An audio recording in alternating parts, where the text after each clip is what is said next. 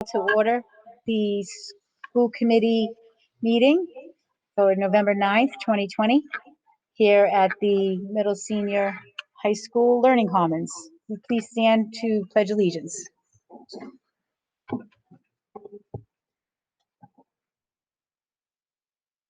Pledge allegiance to the flag of the United States of America and to the republic for which it stands, one nation, under God, indivisible, with liberty and justice for all.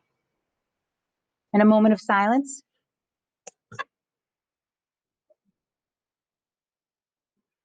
Thank you.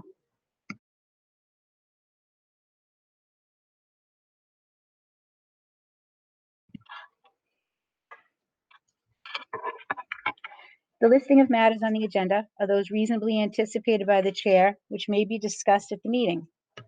Not all items listed may in fact be discussed, and other items not listed may also be brought up for discussion to the extent permitted by law. This meeting is being videotaped for cable. I would like to introduce our student representative, Allie Adams. Welcome. And may I have a motion to approve the minutes from the October 5th, 2020 school committee meeting? Moved, second. Any discussion? All in favor? Excellent, thank you. And Mrs. Page, we have some wonderful recognitions. We have the 2020 John and Abigail Adams Scholarship recipients.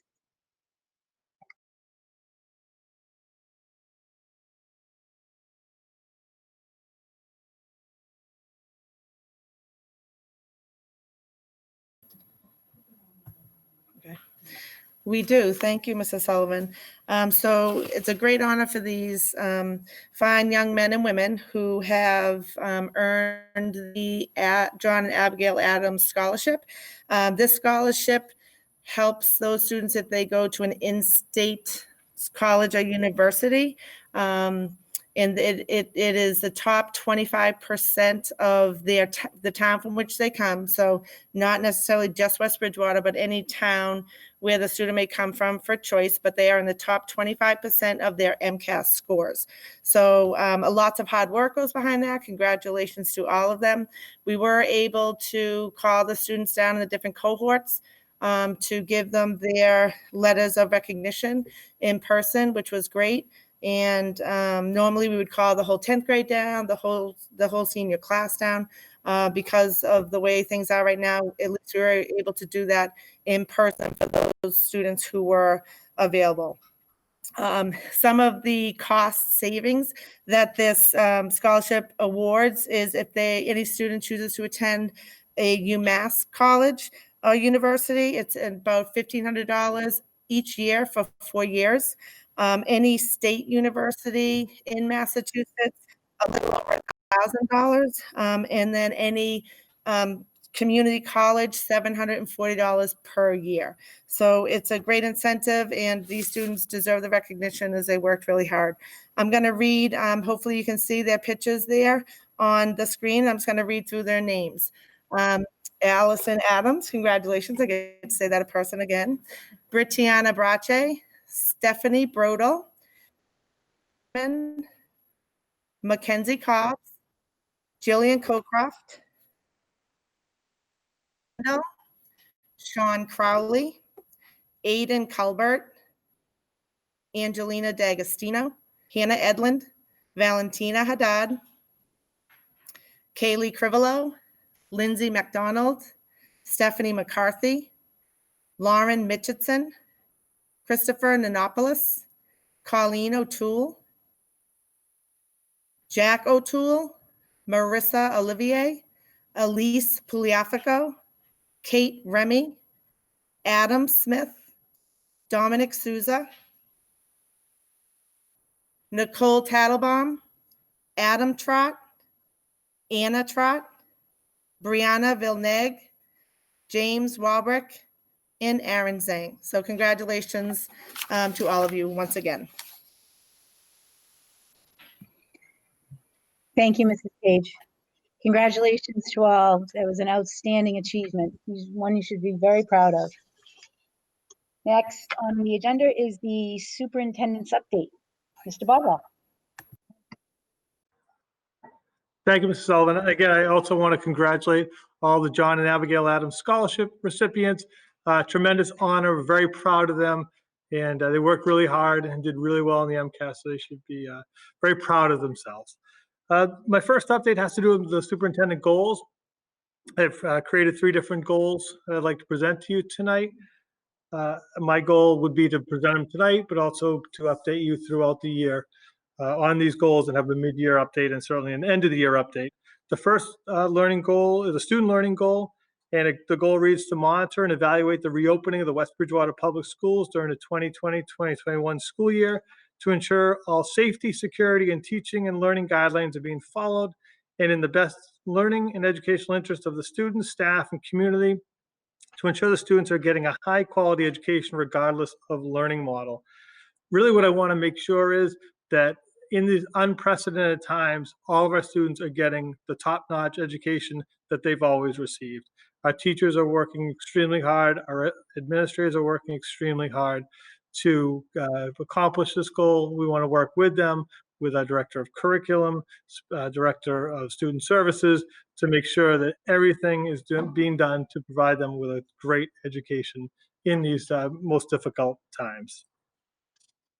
The second goal is a professional practice goal, and to support and monitor the administrators in the district and provide them with high quality feedback to help improve their professional practice within their school and school community through walkthroughs and observations, as well as through gathering information and insight from students and families, and through active participation in NSEP, which is the new superintendent induction program.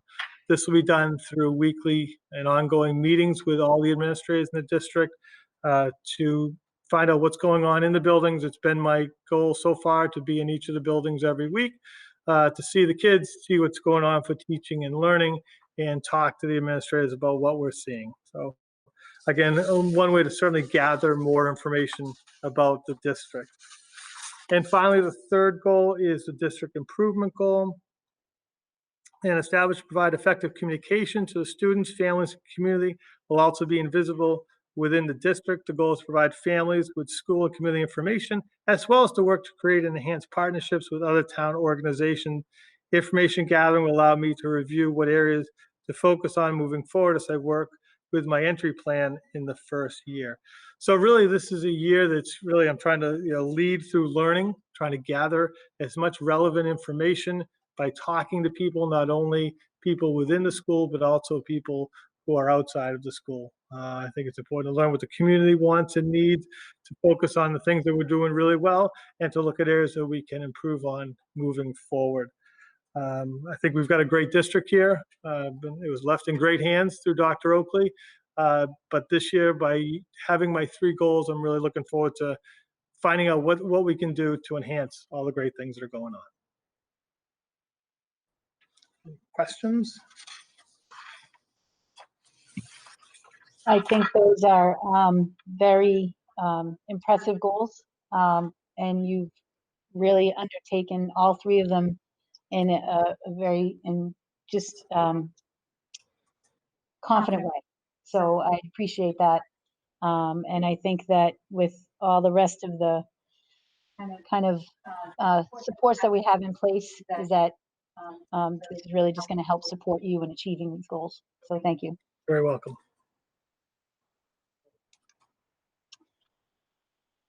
Next, under superintendent's update, is the snow day and remote learning. Mr. Boswell is going to speak to that with respect to the guidance that is coming. Yes, listed in front of you, you'll see on the screen the DESE guidance that was put out recently, allowing school districts to have local decision-making on making a snow day into a remote learning day. I'll be honest, before I started this job, I thought snow days might be the hardest decision I had to make, and go figure all the stuff with COVID. But I think this is an opportunity for us. There are certain regulatory requirements that DESE has put forward, and the commissioner, he sent it out through multiple communications, and I think we'll need to comply with those regulations. And there's things that we're doing anyhow with our remote learning, so it's nothing different for us. It would be a mix of synchronous and asynchronous learning. There would be taking attendance. There would be assessing the students properly. So it would not just simply be a day for them to do work. There would not only be learning going on, but there certainly would be teaching going on by our educational staff. So and I've talked to the administrators about this, the principals have schedules in place. If we do have to go to a remote day or a snow day, what that would look like. The teachers would have the schedule and be able to implement it. Parents should plan that snow days could be a remote learning day. And I'll talk a little bit more about what they come into making that decision. Again, we'll follow all DESE guidelines, time on learning, attendance, and et cetera. The decision whether or not to go into a remote learning day will be based on the circumstances within this town and the community. And information will be shared specifically with the parents during the call that goes out. I will say, though, that there's certainly the opportunity is there, but I also think that there are many factors that are going to go into making this decision. So it's not, in my mind, not a decision that we just simply say there will no longer be snow days. We've had many instances where we've had a large snowstorm, and that interrupts any potential learning that may be going on at home, whether people lose power, whether they're busy with doing stuff around their houses. And also, let's be honest, there's some beauty and fun to having a snow day once in a while. We've already lost 10 school days in the school year. We're down to 170. So, and we know that in-person learning can't be replaced through remote learning. It certainly can happen, and they can do a good job, but we really want to try to have as many in-person days as possible. So we'll look at this on kind of a case-by-case basis, and we'll look at it, and we may get a big blizzard that comes in, and we have a snow day. And then maybe that blizzard, they can't clear the roads, they can't clear the parking lots. So then we have a couple extra days. Those days or that next day or subsequent days may end up looking like a remote learning day. But again, we want to make sure everyone's able to participate, and get that learning done during the time. So the option is there, but I think we're going to be very careful how we use that option. So now I guess also, instead of just having, people being upset at call a snow day or don't call a snow day, now I'll call a snow day, but now they'll be upset that it's not a remote learning day or it's just a snow day. So the percentage of people that may not be happy with my decision is probably increased by a third, but we'll live with it. Any questions or comments about snow days, remote days? I would just make the one comment about the snow days. I think it's great that we have this option, especially if we get into a situation where we have several snow days, passing the 5 that we have built into our schedule right now. But prior to that, I wouldn't encourage us to go to a remote learning day in lieu of a snow day. I would encourage to take the snow day and not disrupt the learning that we could have in person at the end of the year. Right now, we're scheduled to be out, I think it's Tuesday, June 15th. So we're still out pretty early. So if we add on a few days, that's still very much within the norm for getting out of school.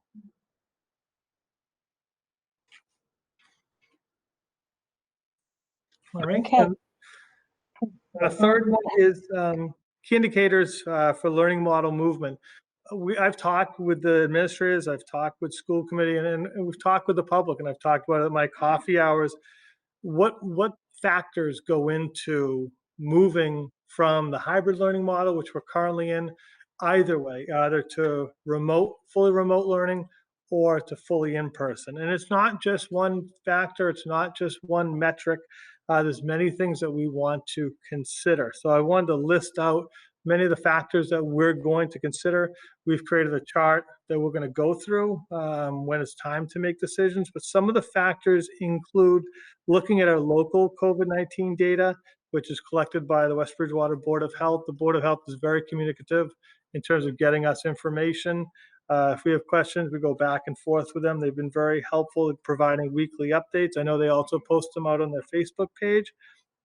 We're also going to look at the state DPH data, which are those color-coded maps. And those maps did change last week. They went from, I believe, 121 districts in red down to 16. So they've changed some of the metrics, which brought West Bridgewater out of the red. They listened, I think, to the public and listened to the smaller communities and made adjustments because of size. We knew we were automatically with, over 8 to 10 cases going to be in the red. So they're looking at different factors now, which is important. We're going to look at Plymouth County data and look at the map and see what our surrounding communities look like. Obviously, we have school choice. We have teachers who live in different districts. So we want to look at that data. We want to look at the data that's collected by our school nurses. Every time a student is sent home for any COVID-related symptoms, they go on to a Google Sheet and they document the date they are sent home, the date they can return. And then if students test or staff test positive, that also goes on. So we have quite a few kids who go home and staff that go home, but they're not all testing positive. But there are precautions that are taken. We're following the state and the CDC guidelines. We're going to look at our percent positivity rate for our West Bridgewater residents. Again, that's another good indicator to see if that is staying the same, going down, or going up. We continually want to review CDC guidance and guidelines as well as DESE guidance and guidelines because I think that's very important to see if that is changing or modifying.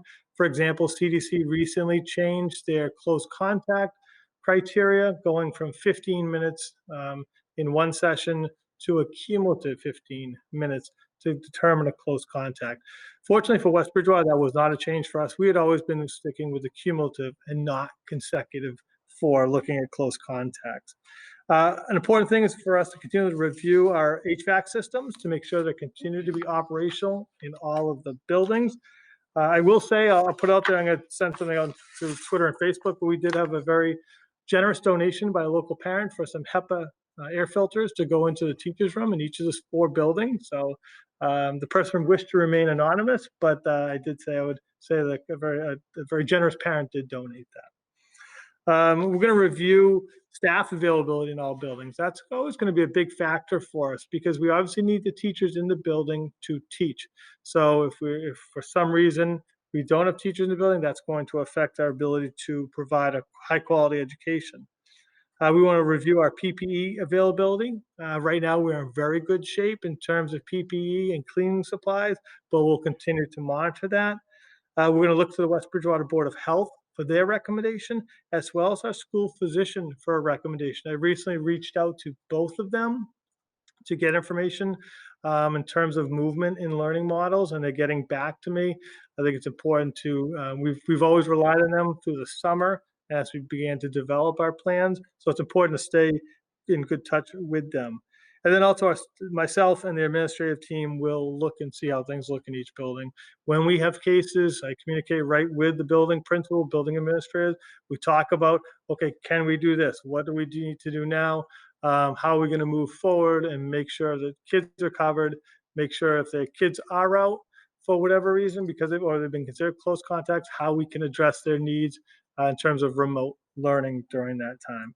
And obviously discussing all available data with our school committee. So many factors will go into making a decision. We always want to do what's in the best interest of our kids and our staff and our community. And we know that giving them a high quality education in person is the best thing we can do. And we know there's a push for people to want to be more in person. And we're looking at that with the school committee, with our Teachers Association, who have been working extremely hard and doing a great job educating our kids. So very proud of the effort of everyone, and we'll continue to work together. So just want to outline that because I know I have been asked that question of what's the metric, what's the number? And many superintendents are being asked the same question. And as we put that out there, we look at the numbers to say there isn't just one number. It's many different factors.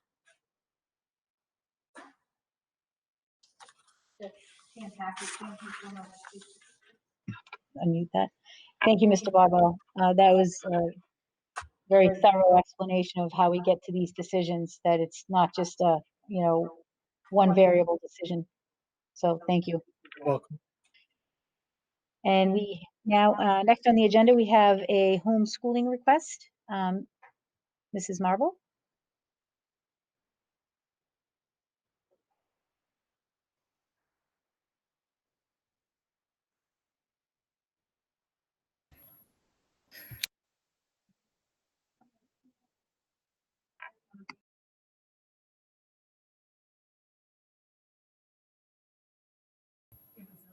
It was an add-on. It was a late add-on. Add-on? Oh, no, you're right. Should I keep going? Yes, please. Sorry. It's one additional homeschooling request. I did review it. It does align with the school's policies. So I would recommend that we approve it. Thank you. And just to address the rest of the committee, it was a late request, and I felt that I did make the decision to have it be put on tonight's agenda, just so that there wouldn't be any disruption in the learning for this family. Thank you. So I have a motion to approve the homeschooling request as presented. Move second. Any discussion? All in favor? Aye. Thank you. Thank you, Mrs. Marble. Student representative update, Allie Adams. Hello, my name's Allie Adams. I'm a senior at West Bridgewater and I'm the treasurer of Student Council. So that's how I had the opportunity to come here tonight. I appreciate you welcoming me here. The Spring Street students have been hard at work. They were very excited to receive a shipment of new Chromebooks a few weeks ago. The teachers have been working closely with their students on how to use the new technology appropriately. Staff and students enjoyed Halloween festivities as well as we saw a lot of creative and unique costumes this year. The Roselle McDonald students have also been hard at work. The beautiful weather over the past week has allowed the students to spend a considerable amount of time outside, and teachers have been utilizing the outdoors as additional learning spaces. As the weather gets colder, please be sure your kid is dressed appropriately for time outside. The Howard School. We had a great Halloween celebration last week. Staff enjoyed seeing the kids dressed up twice in a week, and it was great to have the high school seniors down to visit. We were excited to dedicate the new Friendship Park playground and start using it. It's a wonderful investment for the town and the WB kids. We've really focused this fall on outdoor classes. DPW clearing out the pine grove and teachers taking every opportunity to go sit under an oak tree for class or lunch has made a very difficult fall a little more bearable.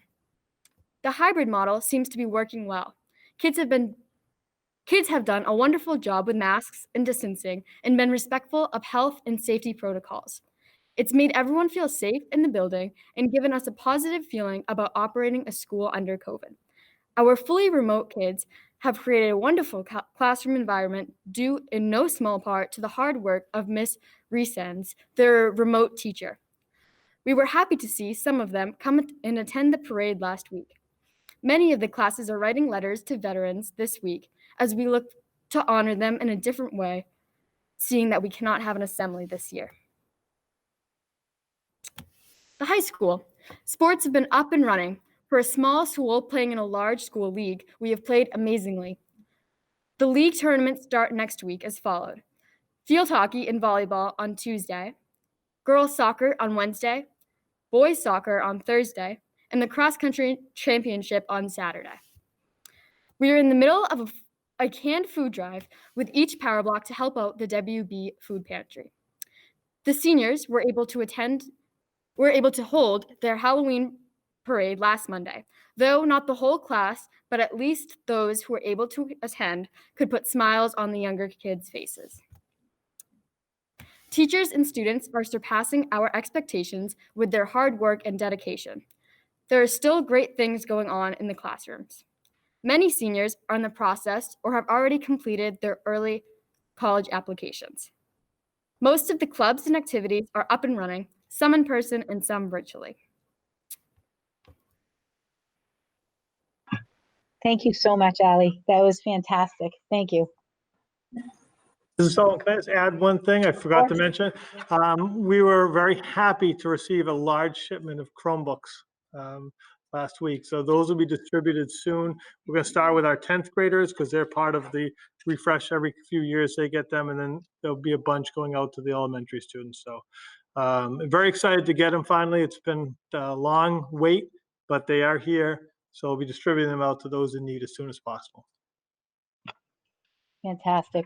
Now that was the end of the shipment. The first part came in July, I think, or maybe August. Correct. We did get one much earlier. We got them out right around the start of school, and now the remaining shipment has arrived.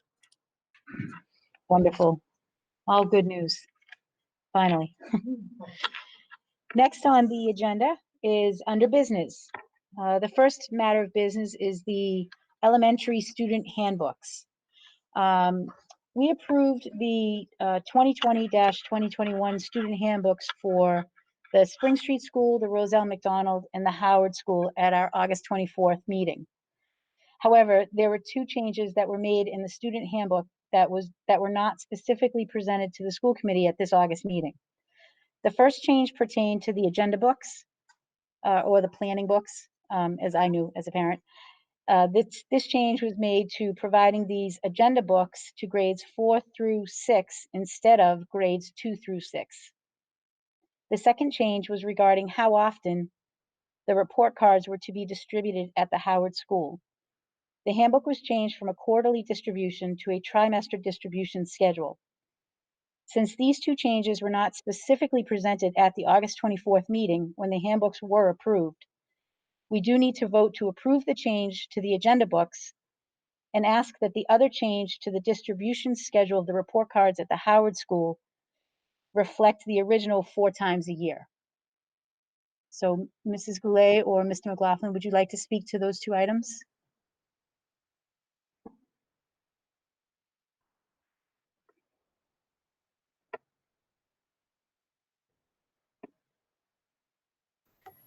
So in the past, as many of you know as parents, we purchased agenda books for grades 2 and 3.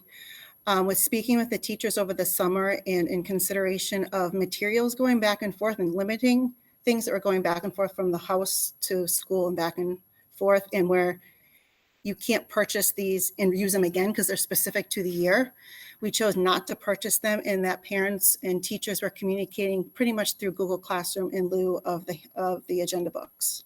We didn't want to make a purchase that we weren't going to use, especially since, like I said, they're year specific. We wouldn't be able to use them again. Thank you. Awesome. And the report cards, the process of changing report cards was part of our goal to kind of revamp the report card process 1 to 6.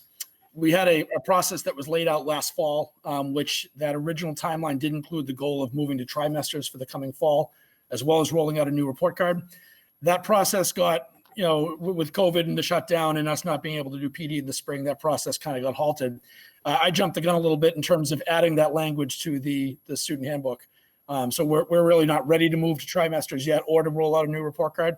It actually was a 1 to 6 move, but we're going to be staying with quarters 1 to 6 this year. So that will revert back to the original language that was in the student handbook. Thank you very much. So I'd like to, I keep muting myself. I would thank you very much, Mrs. Goulet and Mr. McLaughlin.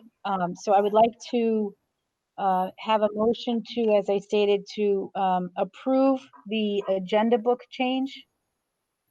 And to Mr. McLaughlin's point, he will return the original language from trimester to quarterly. So the vote would just be on the agenda book. Could I have a motion, please? Move second. Any further discussion? All in favor? Aye. Excellent. Thank you very much. Next under business are the school improvement plans for Mrs. Page for the high school, and then why don't you start? And if I may, just to start out, just the every year we create a school improvement plan. As the decision they did last year, I believe, to do them in the fall, which makes sense because then we have the whole year to work on them. Clearly, this last year was not the year to start and then to finish something with going out in March. So when we're presenting them tonight, I went back to the principals and I asked them to look at what they did last year take that into consideration. Some of the things maybe just simply changing some end dates and adding some different actions. Some may have been a more of a complete change, but these plans will be a bit of a combination of 2 years. Thank you. Thank you. Yeah, the focus of our improvement plan tied in with our NEAS, the growth and improvement plan. So we had 4 priority areas for the NEAS committee who is coming in. The visiting team is coming in actually Sunday.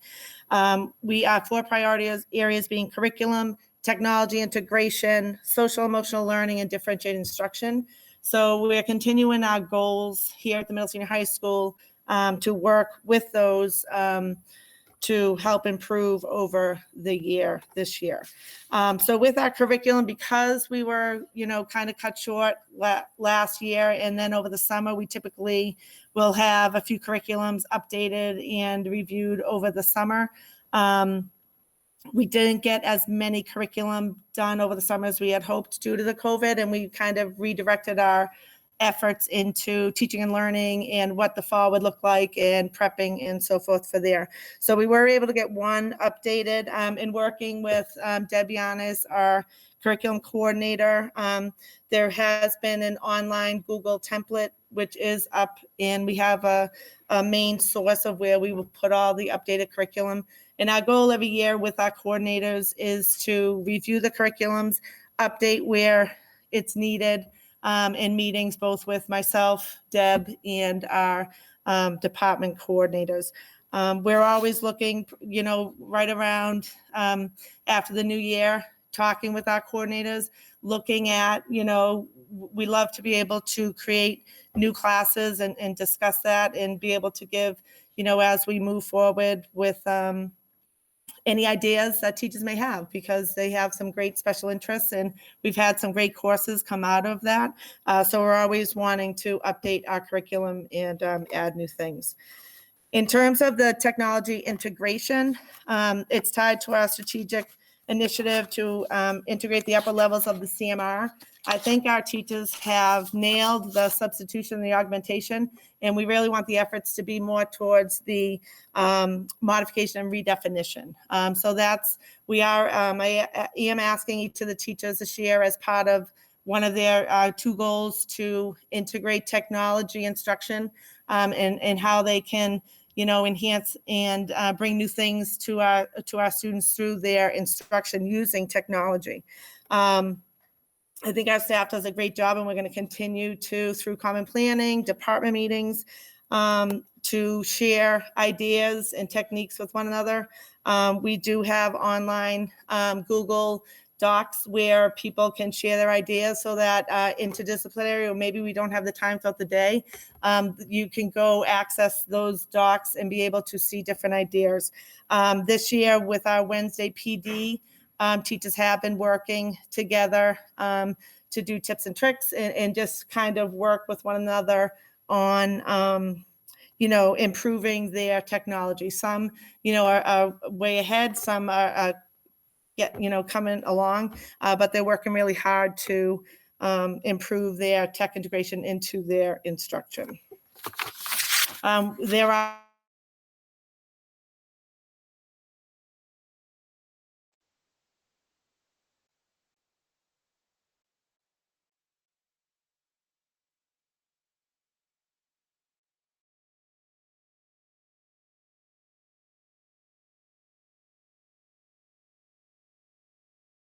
improve their tech integration.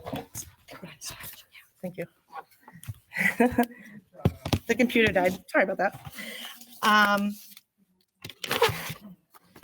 For our social emotional learning, and with NEAS coming, we did have to add an addendum, and we said that part of our priority areas, the COVID and this whole experience is kind of, lending itself to us really improving, sooner than we thought, which is a great thing, on some of these areas. Social emotional learning. I think, I can't imagine this never being one of our goals to, provide staff training on social emotional learning. They're coming a long way. We have down in the guidance conference room, we created a safe space for students, you know, if they're having moments throughout the day, an area where they can come in. Staff also, staff have used it as well to come down and just kind of decompress in those moments.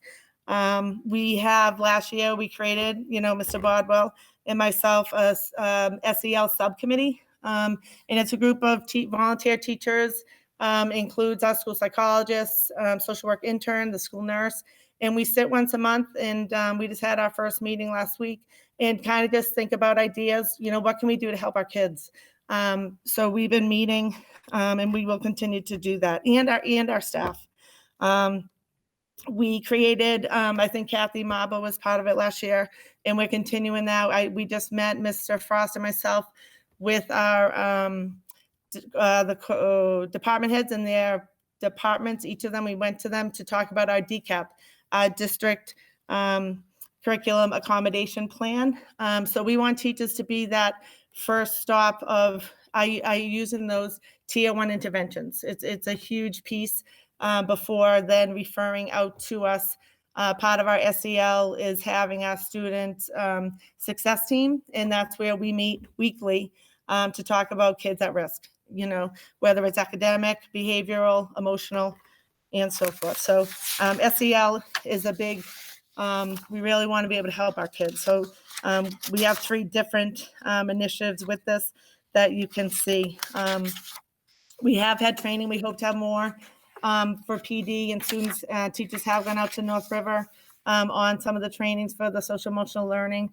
And Denny Howley, some of our staff have seen her. She's fabulous, helping them along the way. And finally, we have the differentiated instruction. Again, the way we're teaching and learning right now, I think it's kind of lending itself to our goal. You have to teach differently for kids, especially now. So our goal is we're creating some DI lessons that are, again, in Google Classroom, so teachers can kind of share ideas with one another. Trainings outside of the school. We've sent teachers, again, virtually now on some DI training if they feel the need and they want to improve. Choices in student learning and how we assess. Many teachers are starting to, you know, give students different ways that they can show that they've mastered their learning. And I think that's it. Yeah, so those are they're on this format here. I just kind of bulleted some things, but we have a lot to do. But I think, you know, we're in a good place, and I think we have great teachers, great kids. So hopefully we can, by the end of this year, accomplish many of the things that we have here. Thank you, Mrs. Page. I did want to just make a quick comment with respect to the NEASC that's coming up. It's really all hands on deck with the teachers, the admins, school committees involved. It really is a huge process. It's not just a, you know, quick little review or whatever, you know, make a comment on what can be improved. So Right. I wanted to, you know, acknowledge that there has been a lot of work that's been put into that to prep. Yes, So it's thank almost like I tell the teachers, it's like prepping for a game. You know what I mean? Like you're kind of getting ready, and we were there. Mr. Bodwell can know last year we were ready to go, and then COVID hit, and so it's kind of just revisiting everything and tweaking things and meeting, and teachers are ready. We're ready, so we're excited for them to come. We have a meeting tomorrow morning with the steering, the 2 co-chairs from NEASC. One of the ladies, I don't know if we can share their names, but Kathy, and she's great. You know, she's been really helpful because we have had to make some changes, obviously, because it is a virtual visit. But yeah, we're looking forward to it. I think feedback's great. I'd love, you know, we love nothing more than, you know, our teachers do it, our kids do it. Let us know how we're doing, you know, in areas where we need to get better. We love the feedback. So Thank you very much. And next would be Mr. McLaughlin for the Howard School. Good evening. All right. So you have before you 4 goals, as Mr. Bodwell said, excuse me. As Mr. Bodwell said, they are based off of some of the very similar ideas that we had from last year. And in some cases, we were not able to quite finish our goals. In other cases, we met where we originally were last year, but just wanted to take it another step forward and continue to build on what we had done. Step one, goal one, report cards. This is something, I think COVID shutting us down in the spring was really unfortunate in terms of having a PD plan and moving forward on that. It is something I think that is sorely needed for the Howard School for sure, for grades 4 and 5. And I think Mrs. Goulet would like to work on a transitional report card for grade 3. Where we have these standards that guide what we teach in the classroom, and then a report card that's really subjective and doesn't really assess those very same skills that we're supposed to be teaching every single day. It really is, I think, imperative for the kids at the Howard, for the staff at the Howard, to be able to start using the standards that we're teaching every day to assess the kids' progress. So we're going to continue to work with Mrs. Yanis over the course of the year on a PD plan, on first beginning, on ELA and math, unpacking standards and a common way to assess student progress. And we'll kind of see where we're at in the spring. Science and social studies may not happen this year. It may have to be a year 2 kind of a goal, but it is really something we need to move forward.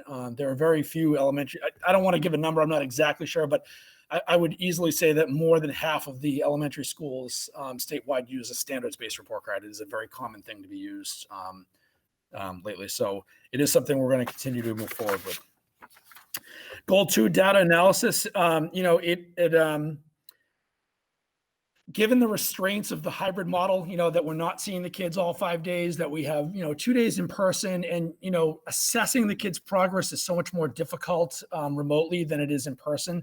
I think it's really imperative that the teachers use all the tools in front of them to assess, not necessarily assessment in terms of giving tests, but to be able to understand and know where their students are at, what progress they're making, where they're growing, and where they need to have more support. And the 2 in-person days are really key to helping that happen. It's a lot easier to do that in person than during the remote time. So, we're going to work this year on data meetings in terms of building plans for where the kids came back this fall, what regression we saw from the spring and summer, how to target our Title I resources, our reading teacher in the district, our special educators, how they're providing support. So I think, using this data this year, rather than just saying we're going to do our best and give it our best shot, really having numbers and a strategy for how to support our kids will be really important. Goal 3, the RTI process. So this is something that we did, we completed our goals last year. The RTI process being that, the method by which we identify students who are struggling or need support in school. And, without a solid RTI process, what'll happen is you'll have parents that just write a letter to request testing for their child, and that may not necessarily be the support that they need. And you may have circumvented what would actually help the child. And that's, not a really efficient way to help support our kids. We built the outlines of I think a really effective RTI process. We call it the WIN process. It's Wildcat Intervention Network. But basically it's a way for our teachers to, in a succinct way, identify what students need, what they've tried already, and what their ongoing concerns are, and allows us to gather and track data and create a plan for those kids. And it also stores the data in a meaningful way so that kids who are referred in 3rd grade at the Roselle come up to my school in 4th or 5th grade. And if teachers ask questions about that student, rather than, doing all this digging and, maybe, Mrs. Goulet might not, it was 2 years ago, she might not have that information on the top of her head. We have paperwork and a solid process there to back up what we've done to support these kids in the past. So the framework is there. Now the work is from, it starts at the top is Mrs. Goulet, Mrs. Page, and we need to look at how do we use the data that's being given to us by the teachers. Do we need to refine how we gather it? Is the way that the plans that we're coming up with, is the way that our teams are composed to analyze these reports? Is that the most efficient way possible? And are we communicating and tracking a plan back to the teachers in an efficient way as well? So that's going to be kind of the work of year 2, is to make sure that now that the process is there, that it's being used as well as it possibly could be. And then goal 4, Google Classroom. This is another one that we're kind of continuing on from last year. And I think it's kind of funny now because in September last year, I was saying, not all of my teachers are really trained up on Google Classroom. It would be really great if we could, get them all some training. This is something they're probably going to have to use at some point. And I had no idea that 6 months later, we would be using it essentially full time to do our jobs. So my teachers understand it. They know how to use it. I don't think, maybe one or two exceptions, I don't think any of them would tell you that they're experts in using Google Classroom in the most efficient way possible. So we're going to work with our technology teacher, who I would say is an expert at Google Classroom in our school and has a lot of great strategies and ideas to help target teachers that need extra support and make sure that we're using it in a uniform way, that we're using it to communicate efficiently with parents and students, that families can find what their students are doing and help them with their projects or their assignments in an efficient way, that parents can easily go in and see what's upcoming, what they still need to help their kids with. There's a lot of loose ends we need to tighten up on that. So I think given that we're definitely going to be using Google Classroom to a high degree, at least through the end of this year, and who knows for how much longer beyond that, this is really work that will support our kids and our teachers. So those are our 4 goals for this year. Thank you very much, Mr. McLaughlin. And next is Mrs. Goulet for the Roselle McDonald School and the Spring Street School. Hello. So you will see the 2 plans that are in front of you. For either school, the goals did not change, but yet some of the action steps did.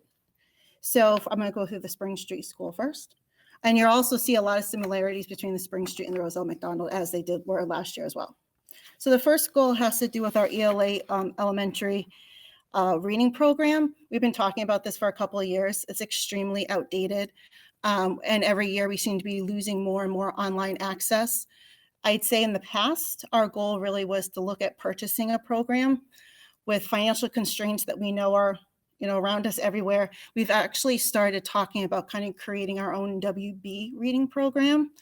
The state just came out with a Massachusetts Literacy Initiative, which is really exciting because it lists all the important pieces that you need in a reading program. So we're just going to kind of finish that up and hopefully get something together, because unfortunately, the program we have right now, every year seems to be less and less access online. The second goal, this is something that the kindergarten teachers have been working on for a while. It's enhancing and expanding our differentiated instructional practices pre-K to 12. They've really done a great job, and this kind of ties to goal 1 with a really strong writing program. Mrs. Goff there has been doing some in-house PD over the last 2 years. And we even were able to tie in the first grade teachers last year to really build a really strong first grade or kindergarten writing program. And the first grade teachers are reaping the benefits of it this year. This next goal, enhance and expand specialized program and services such as wellness supports in the continuum of special education services. As you can tell, that has Mr. Michael Isaac all through that. So the action steps changed a bit. Before he left last year, him and Mrs. Scarborough, our BCBA, applied for a grant through the DESE. It's a student support grant that focuses on social emotional learning. So we received the grant, and we've been able to get some training where students will be rated online through a different kind of rubric, and teachers will be given supports to support those kids with their social emotional learning. And goal number 4 has to do with data. I think all of us talked a little bit about data. That's what we're here for. Data drives the instruction. And we want to make sure, especially this year, as Mr. McLaughlin said, we want to make sure we're really using the data to really support our students the best we can. And we already had some ST Math PD that really helped support the teachers on how to use the data.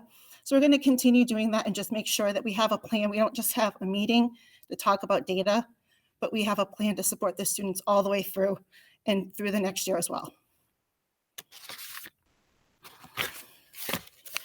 So over to the McDonald plan, as I said, some of the goals are the same.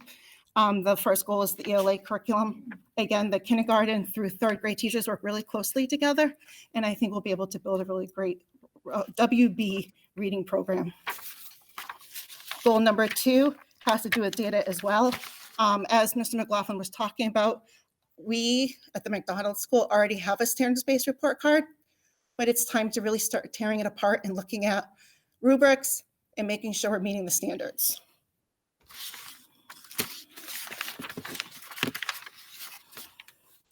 Number 3 as well has to do with that grant that Mr. Michael Isaac got us last year with the DESE.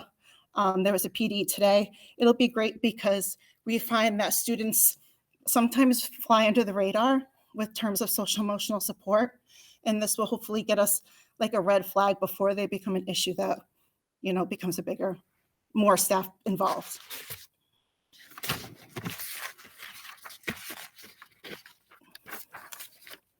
And the last goal is something that I worked on since I've been here. It's the differentiated instruction. It looks different this year. But the teachers still working really hard and making sure they're meeting the needs of all the students, whether it's virtually or in person. So just making sure that we keep that in the forefront of what we do. And that's it. Fantastic. Thank you, Mrs. Goulet. And so if I may, I'm just proud of what the administrators are doing. That they're doing so much work behind the scenes, teaching, learning, assessment, collecting data, with everything that's going on. You know, it's the primary focus is teaching and learning, and it just looks different. And that's what we've said all year. Everything just looks different, but that doesn't take the focus away from giving our kids the best education possible. So, although it's different, and some are learning from home, and some are learning in school for different amounts of time, the focus still has to be teaching and learning.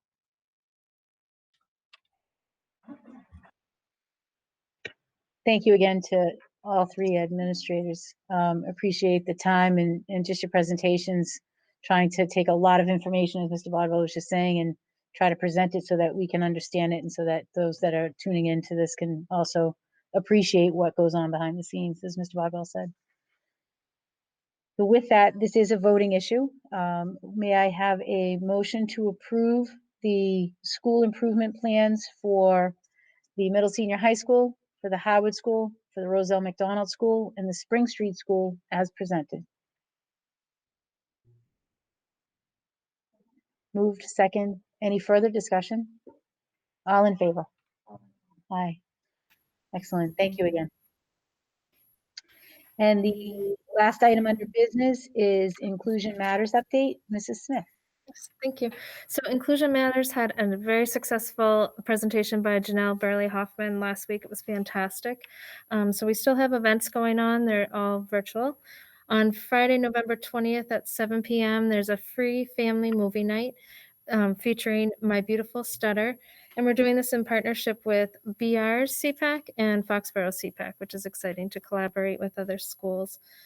And then save the date for Thursday, January 28th at 7 p.m. Also, presentation on teaching social competency. So follow us on Facebook to get more details on either of those events. Fantastic. Thank you very much. And under the warrants, the warrant subcommittee report is myself. The following warrants were issued and paid for fiscal year 2021. There were 3 bill warrants. The first dated October 15th, 2020, in the amount of $156,555.06. The second dated October 22nd, 2020, in the amount of $62,791.58. And the third bill warrant dated October 29th, 2020, in the amount of $100,817.75. There were 2 payroll warrants. The first dated October 16th of 2020, in the amount of $503,256.17. And the second dated October 30th of 2020, in the amount of $497,675.25. As always, all warrants are public record, and once they're signed, they are available in the Selectman's office for review. This now takes us to the public forum / public comment section. Members of the audience wishing to address the committee may do so at this time. Audience members are reminded that personnel issues or issues that would violate student or employee confidentiality cannot be addressed during the public forum. Do we have any call-ins for the public forum, Mrs. Hume? We do have some people connected by phone. If you choose to speak at this time, please just state your name.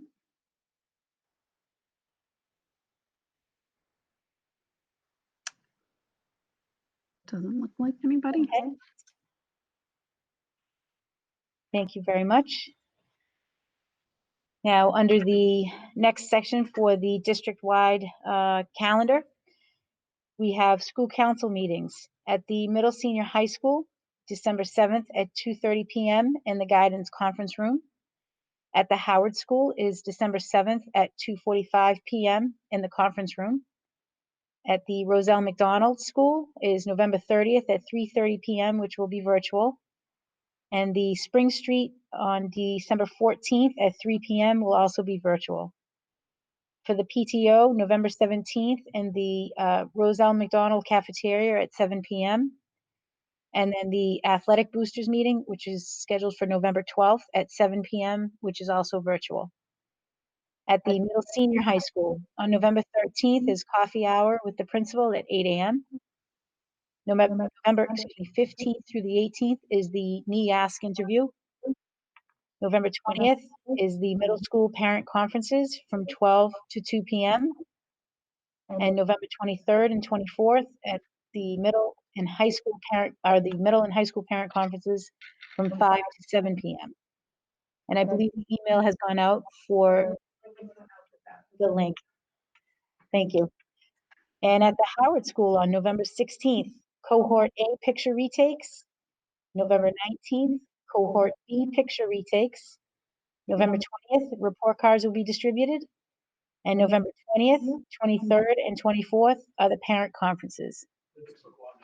And the links will go out next week. Thank you, Mr. McLaughlin. Yes, as it was today.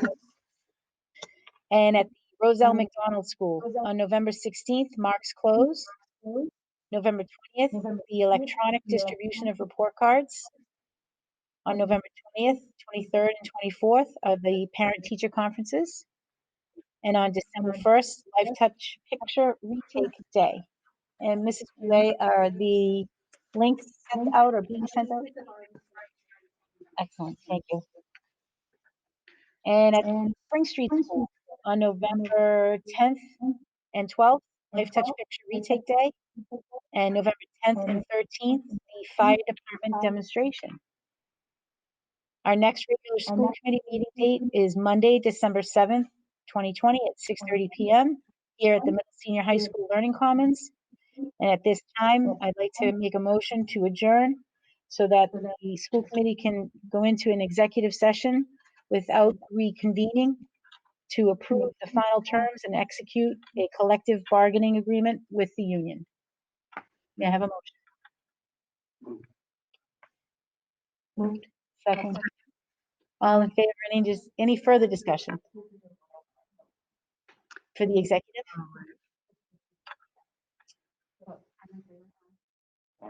Aye. Aye. Thank you, Mrs. Smith. All in favor for the roll call vote for the adjournment into executive session? Excellent. Thank you, Miss Ally Adams. That was a wonderful job. Thank you for your help. Everyone have a great night. Thank you.